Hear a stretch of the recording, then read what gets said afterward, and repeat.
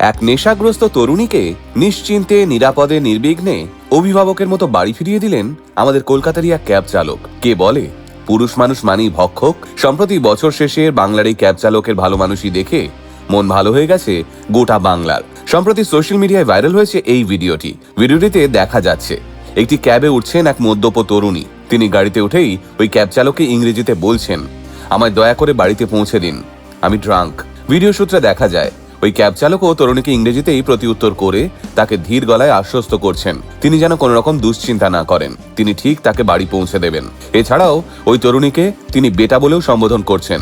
যদিও ওই তরুণী অস্থির হয়ে বারবার চালককে একই প্রশ্ন করতে থাকেন, কিন্তু ভালো লাগার বিষয় এটাই, বাংলার এই ক্যাব চালককে একবারও কিন্তু দেখা যায়নি তরুণীর সঙ্গে কোনো রকম বিরক্ত হয়ে খারাপ ব্যবহার করতে। উল্টে বড় দাদার মতো বারংবার ওই তরুণীকে আশ্বস্ত করতে থাকেন তিনি। এছাড়াও ভিডিওতে দেখা যায় ওই ক্যাবে বসে তরুণী তার মাকে ফোন করেন এবং জানান তিনি ক্যাবে আছেন, বাড়ি ফিরছেন।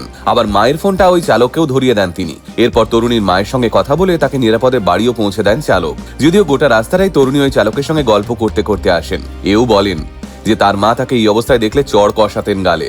আর এই পুরো ঘটনাটা গাড়ির ড্যাশ ক্যামে রেকর্ড হয় এবং তারপরে সোশ্যাল মিডিয়ায় ভাইরাল হয়ে যায়। পুরুষ মানুষ মানেই খারাপ নয়, এই ঘটনা তারই প্রমাণ।